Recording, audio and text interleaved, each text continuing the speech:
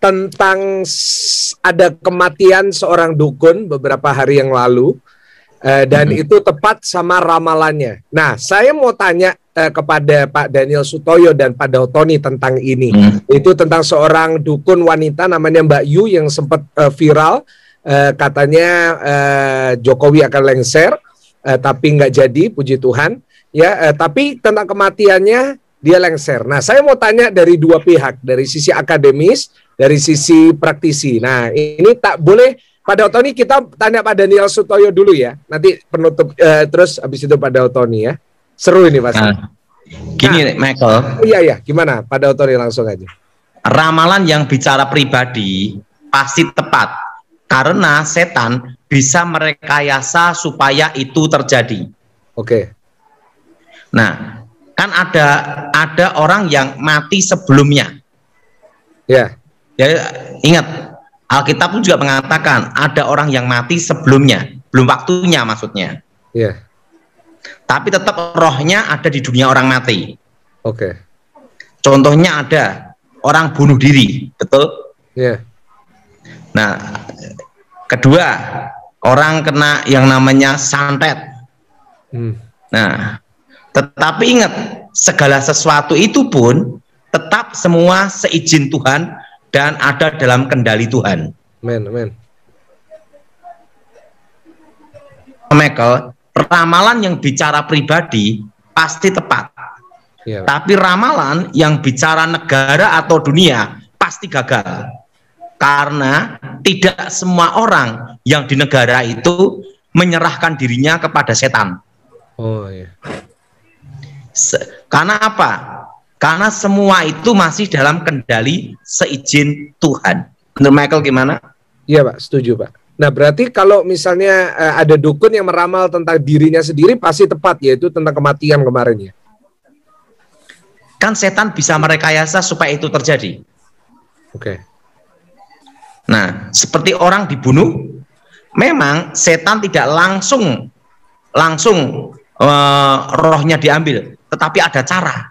Nah, misalnya orang pakai pisau mati, betul? Yang kedua ada juga dia ngeramal sendiri, artinya apa? Setan punya hak atas hidupnya. Nah, mati, gitu loh Michael. Iya. Ramalan yang bicara pribadi itu pasti tepat, karena setan punya hak merekayasa dirinya, maka disebut anak-anak dunia dan anak-anak Elohim. Kalau anak-anak dunia itu masih di bawah kendali setan. Setan punya hak atas hidupnya. Tapi kalau anak-anak Elohim itu posisi di atas setan. Setan tidak ada hak dan tidak ada kendali. Kenapa? Anak-anak Elohim posisi di atas setan. Itu bedanya. Amen. Nah. Iya Pak. Nah, kalau yang dalam Tuhan itu posisinya ada di atas setan. Jelas Michael? Jelas. Nah, kalau yang tidak dalam Tuhan, posisinya di bawah setan. Ya. Oke, lanjut Michael. Ya. Jadi Pak Daud, kalau misalnya kita bicara tentang ramalan pribadi, misalnya itu orang yang diramalkan oleh seseorang. Nah, kok bisa Pak orang itu menyerahkan dirinya? Nah, gimana prosesnya kok bisa sampai orang itu jatuh ke dalam tangan dari dukun itu? Misalnya kalau kita nggak bicara tentang dukun yang mati nih, tapi kita bicara orang kok bisa tiba-tiba dia menyerahkan dirinya. Kan tadi orang percaya kok bisa menyerahkan dirinya ke setan, itu gimana? Gimana Michael? Maaf, suara nggak jelas. Ya. Gimana Michael? Ini, kan kita udah dengar tadi bahwa anak Elohim, anak Tuhan itu di atasnya setan. Tapi kok bisa Pak ada orang yang percaya Tuhan terus datang ke dukun tapi terus juga kena Pak ramalannya Pak? Gini ya, pada waktu orang pergi ke dukun berarti ingat itu mendukakan hati Tuhan, mendukakan Roh Kudus. Nah, kalau orang pergi ke dukun berarti kan tidak percaya Tuhan. Yeah. Otomatis apa? Tidak ada perlindungan Tuhan. Nah, kalau tidak ada perlindungan Tuhan, di alam roh itu telanjang. maka setan bisa ngerjain. Oh gitu ya. Jadi kalau ada orang datang ke dukun atau datang ke tukang guamnya, terus minta diramal, berarti dia udah menyerahkan dirinya ke setan. Artinya dia sudah tidak percaya Tuhan.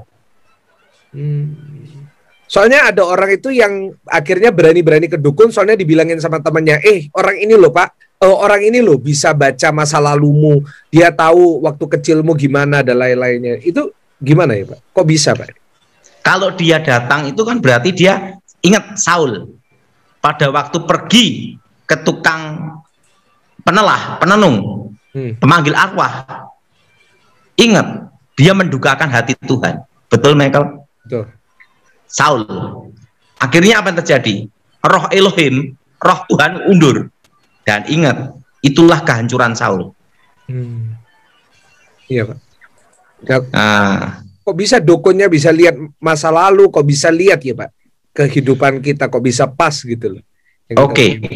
Dukun pasti akan melihat masa lalu, bukan masa depan. Ya. Karena setan tidak tahu masa depan, tetapi merekayasa supaya itu terjadi. Nah, gini, di alam roh itu ada rekaman-rekaman apa yang diperbuat manusia. Ya. Iblis dikatakan pendakwa penuduh. Yeah. Seorang pendakwa penuduh pasti punya barang bukti. Iya. Nah, kau? Ya, setuju Pak.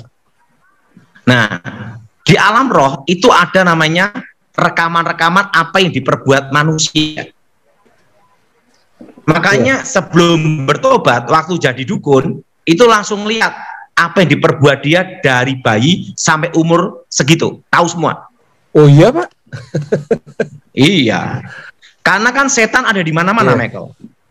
Dan setan itu adalah jaringan manajemen yang tertata rapi di dunia. Ada manajemennya juga Pak?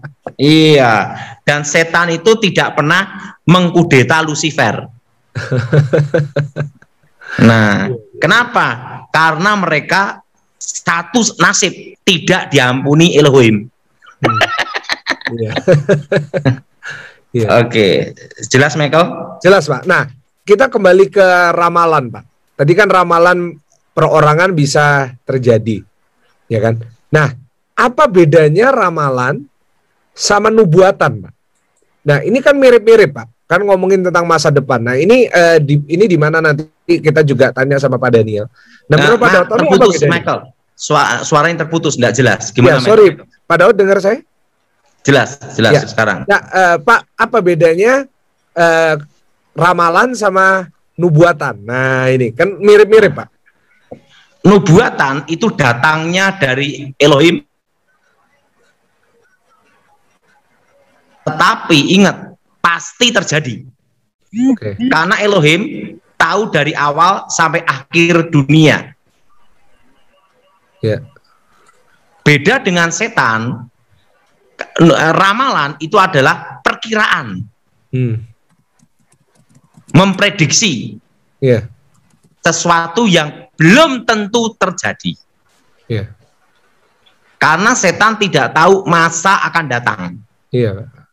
Tapi ingat, kalau ramalan pribadi, setan bisa merekayasa supaya itu terjadi. Harus dibedakan di sini, Michael. Iya Pak. Nah, jadi kalau Michael tanya, kok bisa mati? Bisa. Orang meramalkan dirinya sendiri mati, bisa. Saya mau tanya, orang bunuh diri bisa nggak, Michael? Bisa Pak. Bisa. Kalau dia nyerahkan dirinya ke setan, ya ingat, setanlah yang akan merekayasa supaya itu terjadi. Kalau ini saya bicara semua yang berhubungan okultisme. Iya. Jadi saya tidak bicara satu dukun, bukan. Tapi semua orang yang terlibat okultisme. Iya, jadi termasuk dukun ya Pak? Iya. Jadi kalau Michael tadi kan beritahu satu orang. Ya. Tapi saya bicara ini bukan satu orang. Ya. Jadi semua orang yang terlibat okultisme. Jadi harus dibedakan. Ingat, nanti kan kita terlalu mengkreditkan seseorang kan tidak boleh, Michael. Iya. apalagi orang yang sudah meninggal, betul? Ya, nggak boleh, benar. Jadi secara saya memberitahu tidak boleh mentujukan ke satu orang, tidak boleh. Tapi saya memberitahu bahwa ini berlaku bagi mereka dukun atau mereka yang terlibat okultisme. Ya, ya. Oke. Oke. Nah, Pak Daniel Sutoyo, menurut Alkitab, menurut teologi, apa bedanya ramalan sama nubuatan, Pak? Oke. Saya kira Pak Daud sudah menjelaskan ya dengan singkat dan secara praktis ya. Saya kira sangat berbeda ya. Kalau ramalan itu bisa dari iblis dan juga bisa dari manusia. Tetapi kalau nubuatan itu kan datangnya dari Tuhan, karena bernubuat itu kan tugas nabi ya. Jadi nabi itu berdiri sebagai wakil Allah untuk menyampaikan sesuatu kepada umatnya. Nah, itu adalah tugas apa? Tugas nabi. Maka nubuatan itu pasti terjadi karena Allah ya, dari Allah, berasal dari Allah.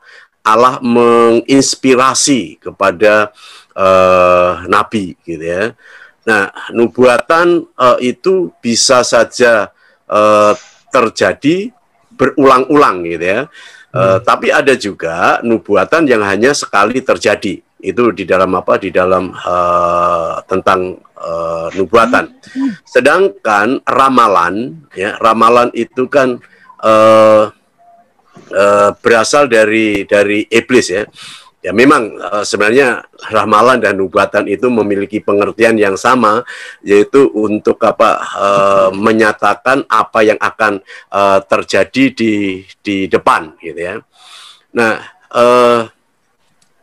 ramalan dalam pengertian berasal dari setan itu tentang seperti dukun, kemudian seperti okultis gitu ya, yang meramal masa depan. Ya, itu berasal dari setan, dan ya kalau memang terjadi itu hanya kebetulan. Ya.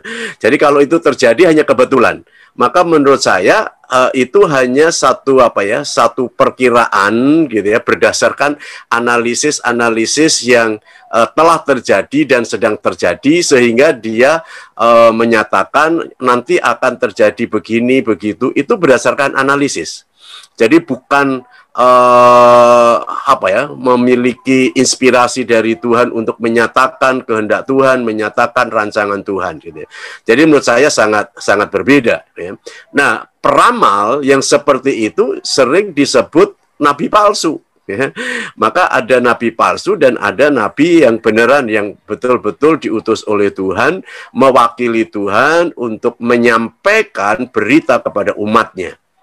Nah, jadi menurut saya sangat berbeda ya antara peramal dan nabi, atau ramalan dan nubuatan gitu ya. Maka peramal atau ramalan itu adalah kekejian bagi Tuhan ya, karena itu berasal dari setan dan daripada manusia itu sendiri. Dan kalau memang terjadi itu hanya kebetulan. Bisa saja sesuatu yang diucapkan oleh seseorang itu terjadi gitu ya, karena itu kebetulan gitu. Tapi kalau berasal dari Tuhan pasti akan terjadi, karena itu berasal dari Allah. Ya, ini yang dapat saya sampaikan, Pak Michael. Mungkin Pak Daud lebih memahami secara praktis ya, secara di lapangan gitu. Ya. Nah, Pak Daud Tony, gimana bedanya kalau orang ini ramalan atau nubuatan? Nah, kan gimana bedainnya, Pak? Kan sama-sama ngomongin tentang masa depan, sama-sama ngomongin tentang perorangan gitu. Biasanya di gereja ada yang nubuatin. Gimana kita bisa membedakan, Pak? Kita harus ada karunia khusus, namanya karunia membedakan roh. Jadi gini ya, pengalaman saya, Michael ya, tentang penglihatan ya, yang dari Tuhan, dari Elohim, itu tidak bisa kita rekayasa dan tidak bisa kita inginkan. Jadi tiba-tiba itu kita berdoa untuk negara kita, tiba-tiba langsung ditunjukkan masa depan.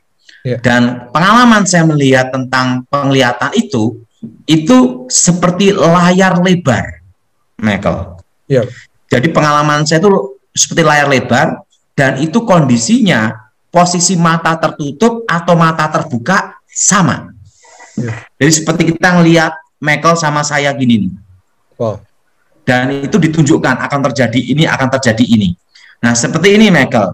Saya waktu itu tahun 2020 Desember memberitahu bahwa nanti corona akan bermutasi terus sampai 5 tahun. Iya, Desember kemarin. Nah, dan itu akan berlaku tahun 2021.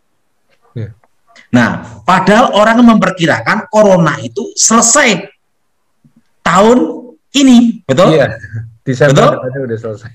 Betul?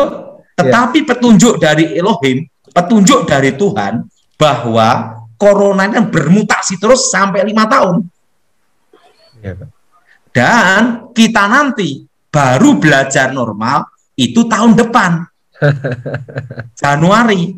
Jadi manusia boleh mereka-reka, boleh merencanakan apapun, silakan. Tetapi Tuhanlah yang menentukan.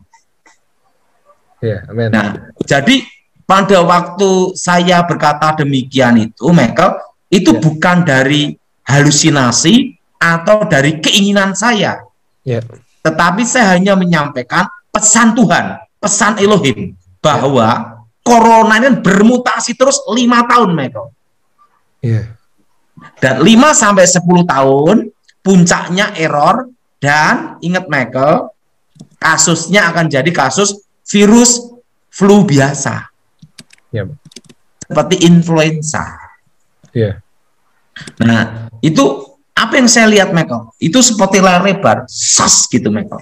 Langsung terdengar suara. Nah, pengalaman saya mendengar suara Tuhan, jadi telinga, suara itu ada di dalam roh kita, Michael. Tapi semua indera kita mendengar semua. Dan merasakan. Nah, tetapi itu tidak bisa seenak kita atau keinginan kita. Itu maunya Tuhan. Nggak bisa nyalamati ya Pak? Nggak bisa. Nah, seperti sekarang ini, Michael, semua tentang nubuatan, tentang penglihatan, tentang diri saya, itu semua sudah tergenapi, Michael. Yang belum satu, Michael, ini. Saya nunggu dijemput. Wah, jangan dulu, Pak. Karena apa, Michael? Karena semua sudah tergenapi. Iya, Pak. Nah, kalau sudah tergenapi, berarti sudah tugas itu yang menentukan Tuhan. Mau nyuruh selesai atau tidak. Nah, itu, wah, Michael. Jangan selesai, Pak. Makanya, Michael, saya pergunakan hidup saya sebaik-baiknya, Michael. Iya, Pak Daud. Nah, jadi Michael, ingat, Michael. Pak Daud pernah nggak ngalamin dinubuatin sama orang? Pak Daud kan sering nubuatin orang. Pak Daud sering maksudnya berdoa. Kenapa, Pak? Pak Daud? Ya, gimana, Michael? Nggak, Pak Daud pernah nggak didoain orang, dinubuatin sama orang? Ada ceritanya nggak tentang, atau cuma terima langsung dari Tuhan? Saya selama ini langsung menerima dari Tuhan.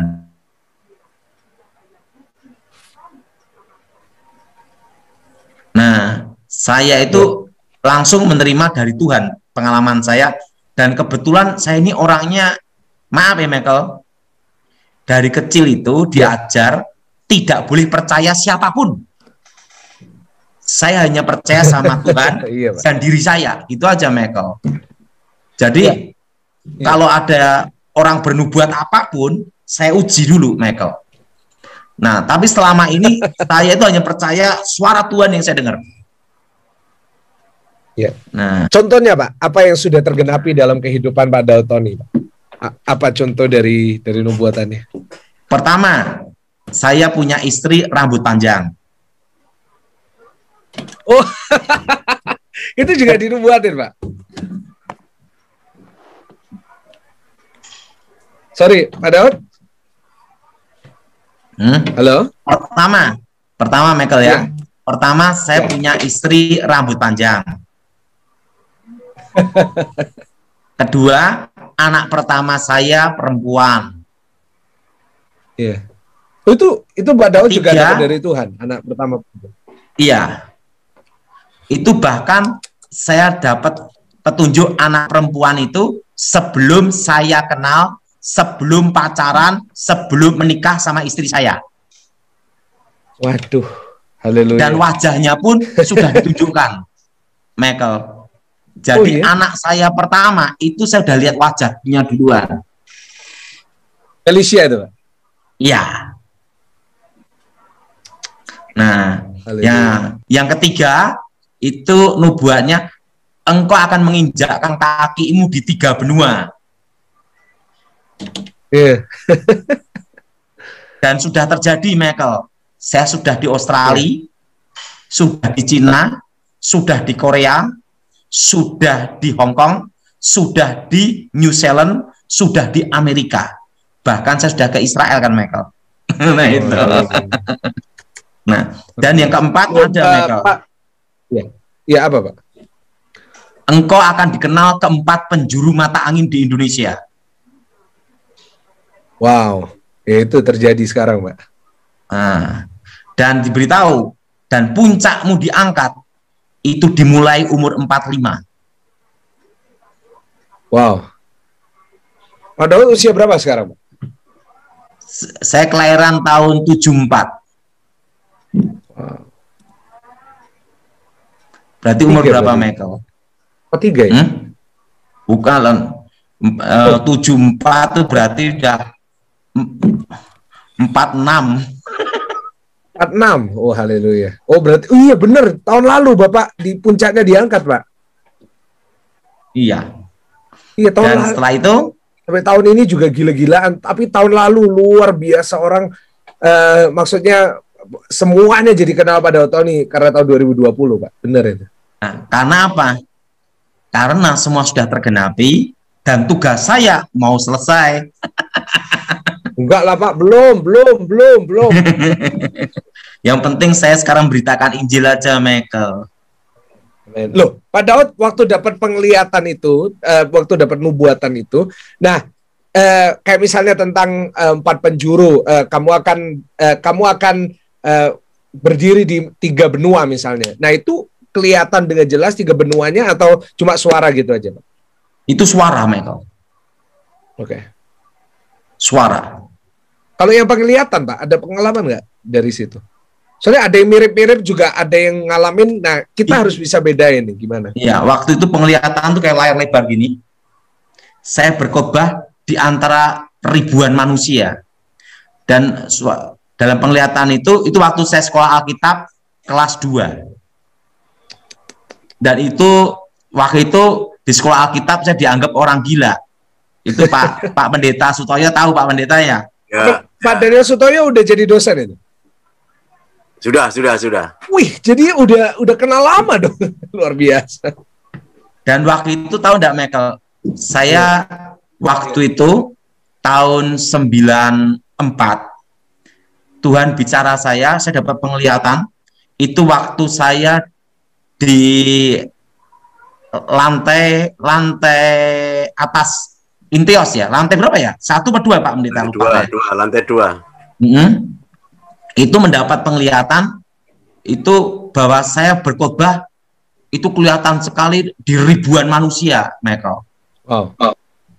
Dan waktu itu saya sekolah Alkitab kelas 2, Michael. Dan itu terjadi, saya KKR sama Pak Gilbert di berbagai tempat, Michael. Luar biasa, Pak Daud. Wow. Iya, Pak. Dan itu tahun 94, Michael. Wah, itu saya lahir, Pak. Iya, kan saya khotbah itu kan zaman engkongnya Michael. Iya, benar, Pak. Wow. Michael umurnya berapa? Saya sekarang 27. Oke, 27.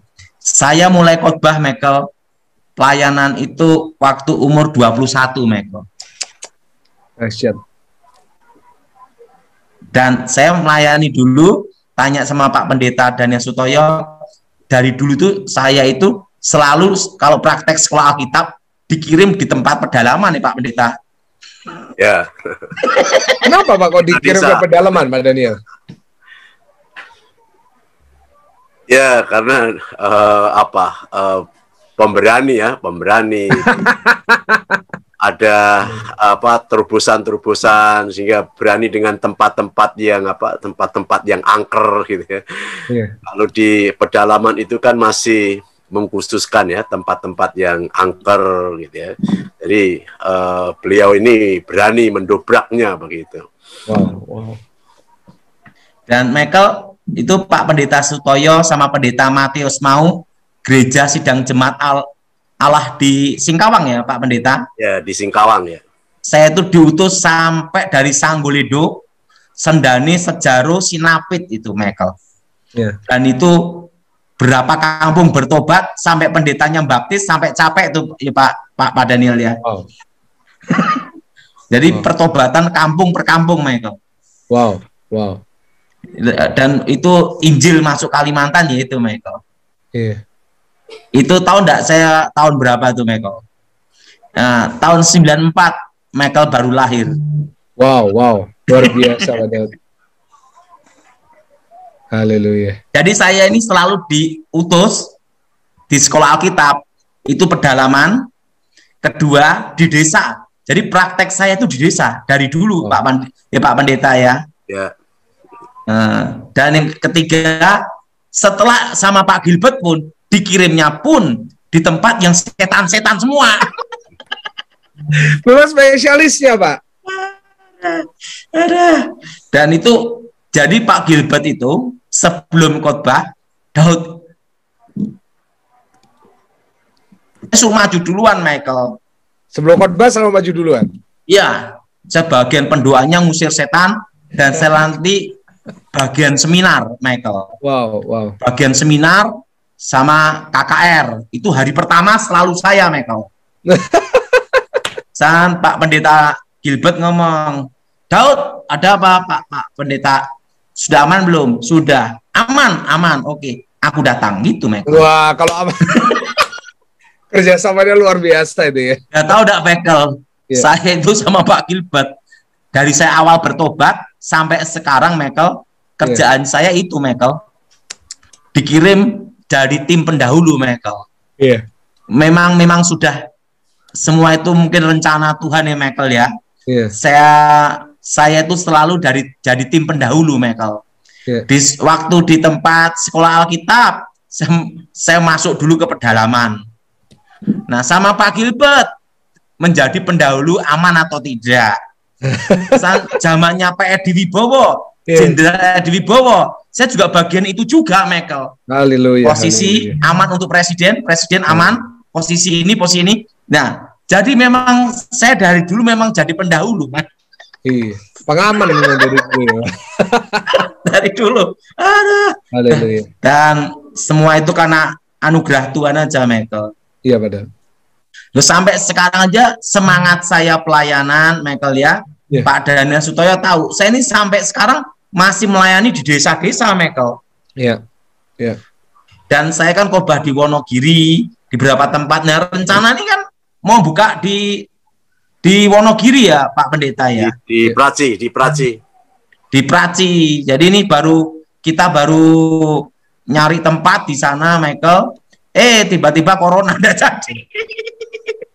Haleluya. Apa-apa Pak, nanti setelah corona. Kalau saya, setiap panggilan saya, jadi Tuhan beritahu saya, engkau kupanggil menjadi penginjil api dan bukan gembala sidang. Iya Pak. Jadi saya tahu panggilan saya tidak boleh jadi gembala sidang. Wow. Meskipun dikasih gereja nggak mau Pak. Saya Michael saksinya Pak Gilbert. Saya ini diminta untuk jadi pendeta. Jadi sampai sekarang itu saya itu tidak ada kartu pendeta, tidak ada Michael. Saya setia dalam panggilan saya sebagai pemberita Injil. Penting kalau Tuhan izinkan percayakan saya khotbah, saya khotbah. Kalau Tuhan tidak percayakan saya khotbah, suruh berhenti ya berhenti Michael. Iya Pak. Tapi harus sering-sering khotbah nih Pak. Orang banyak yang tanya ini, yang rindu. Nah, sedangkan sama Pak Gilbert kan saya disuruh tanda tangan saja, Michael. Saya tidak mau. Nah, saya dulu kalau mau jadi wakilnya Gilbert, Michael. Iya. Saya tidak mau karena saya ingin konsisten, setia dalam panggilan saya. Wow, luar biasa Pak Daud.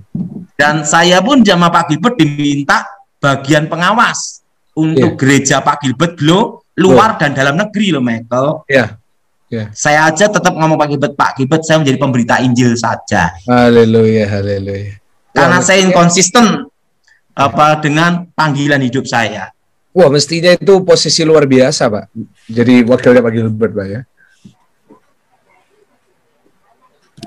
Halo? Nah, gimana, Michael? Nggak, mestinya itu posisi Michael? Luar biasa. Jadi pengawasnya gerejanya Pak Gilbert itu luar biasa. Tapi enggak, Michael. Wow. Saya lebih baik jadi pemberita Injil, melayani di desa-desa sesuai panggilan hidup saya, Michael. Iya. Loh, Pak, penglihatan sama nubuatan bedanya apa? Saya mau tanya sama dua-dua. Gini ya, kadang itu nubuatan dan penglihatan bersamaan, Michael. Tuhan bicara memberitahu masa depan, langsung melihat sesuatu. Tapi ada waktunya Tuhan itu hanya berbicara. Tapi penglihatan dan nubuatan itu kadang bersamaan, Michael. Itu tergantung maunya Tuhan aja. Iya. Nah, tapi kalau saya suruh jujur ya, Michael ya, dalam hidup ini lebih baik kita ini tidak tahu masa depan, Michael. Iya. Jadi yang kita percaya rencana Tuhan indah pada waktunya. Iya. Menurut Pak Daniel gimana? Setuju Pak Daniel? Gimana Pak Daniel? Ya, mungkin saya tambahkan Pak Michael ya. Ya. Nubuatan itu ada beberapa komponen ya, ada beberapa bagian.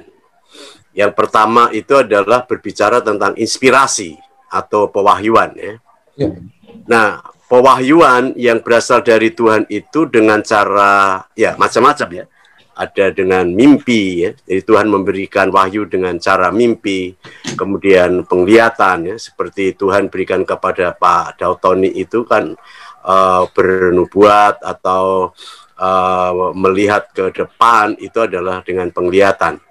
Atau juga dengan cara yang lain gitu ya. Mungkin dalam kesan atau pemberitahuan gitu ya. Jadi banyak cara Tuhan memberikan wahyu, itu yang pertama. Kemudian yang kedua adalah penafsiran. Ya. Jadi setelah kita mendapatkan inspirasi, maka kita harus menafsirkan tentang nubuatan itu. Ya, apa yang Tuhan katakan, apa maksud Tuhan, apa kehendak Tuhan, apa rencana Tuhan dengan wahyu ini, dengan pemberian Tuhan ini. Maka harus ditafsirkan, gitu ya. Nah, kemudian yang ketiga, komponen yang ketiga itu adalah aplikasi atau penerapan. Jadi nubuatan ini kan harus dilakukan, ya. Jadi manfaat nubuatan itu adalah biasanya untuk memberikan apa? Damai ya, damai sejahtera, menghibur, menasehati, membangun, gitu ya. Jadi harus diterapkan. Jadi jangan sampai kita ini mendapatkan nubuatan tapi tidak dilakukan atau tidak dilaksanakan. Kalau tidak dilaksanakan, maka berhentilah wahyu itu, gitu ya. Nah, kemudian tadi ditanyakan juga bagaimana membedakan ya, apakah ini nubuatan dari nabi yang sebenarnya atau berasal dari Tuhan atau berasal dari setan atau dari manusia. Alkitab mengatakan ujilah segala sesuatu. Ya. Jadi kita uji. Ya, tadi sudah disampaikan oleh Pak Daud Tony, setiap hamba Tuhan itu biasanya diberi karunia untuk menguji roh. Gitu ya. Maka roh itu dari Tuhan atau dari manusia atau dari iblis. Nah, caranya bagaimana? Yang pertama, apakah nubuatan itu alkitabiah? Artinya sesuai dengan firman Tuhan, gitu ya, selaras dengan firman Tuhan. Kemudian yang kedua, apakah isi nubuatan itu sifatnya membangun, menghibur, atau menasehati, sehingga membuat orang yang mendengar nubuat itu menjadi damai sejahtera. Jadi menjadi berkat bagi orang yang mendengarkan nubuatan itu. Nah, kemudian yang ketiga yang menjadi pertimbangan adalah apakah nubuatan itu mengagungkan, memuliakan Yesus? Karena teologi kita ini kan berpusat pada Yesus ya. Jadi semua pekerjaan Tuhan adalah memuliakan Yesus. Apakah nubuatan ini memuliakan Yesus? Ya. Kemudian yang berikutnya sebagai indikator apakah itu nubuatan dari Tuhan, apakah bersifat memanipulasi atau menguasai? Kan banyak orang yang bernubuat sehingga menjual nubuatannya itu kan itu ya. Jadi ini harus menjadi pertimbangan apakah nubuatan itu berasal dari Tuhan atau dari manusia. Nah, kemudian juga tidak lupa indikator bahwa nubuatan itu berasal dari Tuhan, siapa yang bernubuat gitu ya. Jadi siapa? Jadi dilihat dari pribadi orang itu atau nabi itu. Biasanya orang yang bernubuat itu adalah orang yang dekat dengan Tuhan. Hidupnya berbeda dengan orang-orang pada umumnya, gitu ya. Nah, ini adalah indikator-indikator untuk membedakan apakah nubuatan itu berasal dari Tuhan atau berasal dari roh yang lain. Nah, ini pandangan saya tentang tentang menguji nubuatan, ya. Jadi ada beberapa indikator gitu ya. Karena yang berasal dari Tuhan tidak pernah merusak dan tidak pernah membuat orang itu tidak sejahtera dan sebagainya gitu ya. Ya. Terima kasih Pak Daniel. Ya. Pak Daud pernah ketemu nabi palsu nggak Pak? Gimana Pak? Pernah. Pak Daud pernah ketemu nabi palsu. Pak Daniel juga pernah. Ya, pernah. Coba saya mau tanya pengalamannya. Nah, ini terakhir sebelum kita tanya jawab. Pak Daniel dulu. Pernah nggak ada pengalaman sama nabi palsu, orang yang buat-buat nubuatannya, Pak? Ya, pernah. Jadi sering kami mendatangi persekutuan ya, hamba-hamba Tuhan, kemudian ya dia mengatakan ya istilahnya bernubuat gitu ya, tetapi tidak terjadi, ya. Tidak terjadi gitu ya. Karena apa? Karena ya motivasinya nggak benar gitu ya. Motivasinya nggak benar karena ingin dipuji supaya dia ini adalah sebagai hamba Tuhan yang lebih rohani gitu ya, atau terkenal dengan Tuhan gitu ya. Jadi nubuatannya ya hanya nubuat omong kosong gitu ya. Ya. Maka perlu diuji gitu ya, perlu diuji. Maka indikator yang tadi saya katakan itu adalah sangat penting ya untuk menguji apakah itu. Daniel? Oh, kok mati Zoom-nya. Oke, Pak Daud, lanjut dulu Pak Daud. Gimana Pak Daud? Termasuk jemaat juga yang sering bernubuat gitu ya. Iya. Ya sering ketemu. Mati barusan. Ya gimana Pak? Internetnya barusan mati Pak. Bapak stuck. Oh gitu. Iya. Tapi jadi ada pendeta di persekutuan doa yang salah ya Pak ya? Palsu ya Pak ya? Ya ada. Ya bernubuat palsu gitu ya. Ya. Oke, terima kasih Pak. Ya. Jadi kita harus hati-hati ya di persekutuan. Nah, kalau Pak Daud, pernah nggak? Sering. Ada nggak satu cerita yang paling nggak bisa dilupakan Pak Daud? Ada waktu di Surabaya. Sorry Pak Daud, masih seorang internet di Surabaya. Halo, sorry Pak, bisa diulangi lagi? Pak Daud? Ada pernah kejadian di Surabaya. Ya. Dia ngakunya hamba Tuhan. Ya. Dia bernubuat, tapi kedua dia setiap mendoain keluar barang-barang Michael. Oh ya? Nah, waktu itu langsung saya doa, saya tangkap basah tuh Michael. Oh ya? Bapak tangkap basah terus gimana? Saya pegang tangannya, waktu setannya ngasih barang di tangannya. Setannya ngasih barang di tangannya? Iya. Gimana tuh Pak? Ceritain lebih detail Pak. Gimana Pak? Itu waktu itu kan di Full Gospel ya Michael ya. Diundang di Full Gospel untuk uji seorang yang ngakunya hamba Tuhan. Nah, langsung saya karunia penglihatan dalam hidup saya, melihat waktu jin itu ngasih sesuatu di tangannya. Langsung saya tangkap. Oh iya? Wow. Kedua, pada waktu pernah ada orang yang bernubuat tapi dari setan, itu pernah nyusup di Inteos, Michael, sekolah Alkitab. Iya. Langsung setelah itu diduain pelepasan. Iya. Sebentar Pak, Bapak Ibu Saudara yang sudah masuk Zoom, yang mau tanya silakan sekarang kirim chat ke saya pribadi, kirim chat, nanti akan dipilih yang paling urgent ya Saudara. Jadi sekarang silakan langsung chat di Zoom sekarang ini juga. Nah, gimana Pak Daud di Inteos, gimana Pak Daud? Ada yang tiba-tiba bernubuat, tapi saya lihat ada setan yang masuk dalam dirinya. Nah, langsung saya tangking, langsung ketahuan Michael. Iya. Dan kejadian itu tidak hanya sekali dua kali dalam hidup saya Michael. Yeah. Makanya kan Pak Gilbert kalau ada masalah-masalah di gereja yang dipanggil untuk ujian saya Michael. Iya. Yeah. Nah, wow. Lama Michael. Ya, yang lebih lama dari saya ada Julius Anthony. Apa itu Pak? Pendeta di Glow lebih lama dari saya. Iya. Julius Anthony, iya saya pernah dengar. Dan tahu enggak Michael? Yeah. Saya ini satu-satunya tim dari pendeta Gilbert Lumaindong yang tidak pernah digaji seumur hidup. Haleluya. Haleluya. Haleluya. Tetapi saya selalu setia dengan komando dari pendeta Gilbert Lumaindong. Yeah. Saya tidak digaji, saya sendiri satu-satunya Michael. Dan saya memang tidak mau Michael. Karena saya melayani Tuhan itu adalah pengabdian dan anugerah gitu aja Michael. Yeah. Luar biasa. Nah, jadi tidak ada gaji tiap bulan, tidak ada Michael.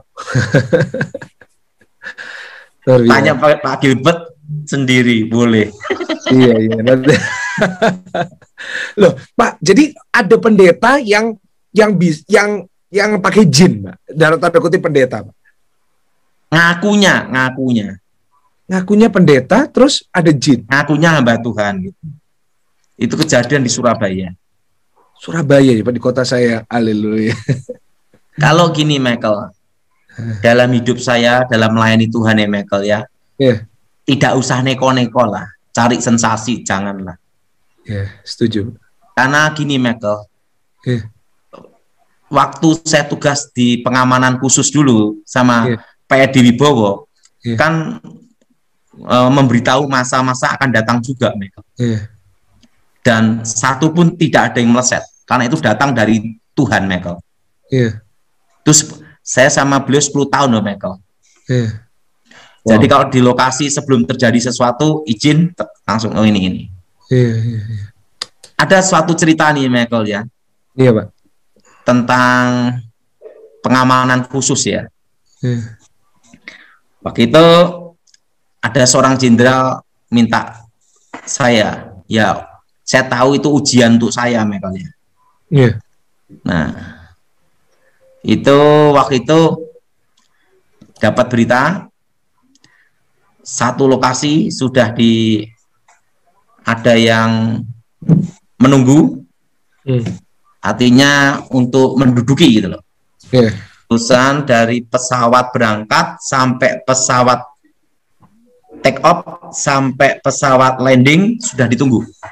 Arti ditunggu ini orang-orang yang tidak suka, makanya demonstrasi lah, demo lah, tapi belum sampai demonstrasi besar belum. Yang dikhawatirkan adalah sabotase kan Michael. Nah saat di titik lokasi itu sudah dikatakan sudah di skep gitu. Nah 3 titik lokasi waktu itu Michael. Nah waktu itu jenderalnya sama saya duduk-duduk gini ngomong-ngomong, gimana Pak Daud, berangkat jam berapa untuk supaya ke sana?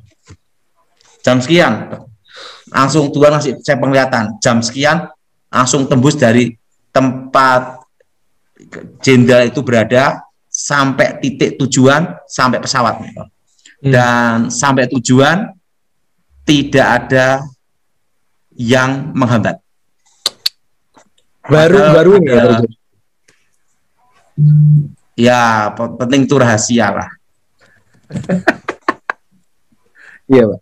Luar biasa. Rahasia. Langsung di 3 titik lokasi sudah di sket sini. Langsung jam sekian berangkat. Wow. Langsung jenderal ngomong apa yang terjadi. Di bagian sana jadi ini, di bagian sana ada ini. Nah, itu langsung kelihatan masa yang akan datangnya, men. Iya, Pak. Jadi pergerakan nanti di mana, di bandara gimana, untuk lolos gimana itu sudah ada pergerakannya semua, men. Iya. Dan itu kan saya tugas pengamanan kayak gitu kan tidak hanya sekali, men. Iya. Banyak, Michael.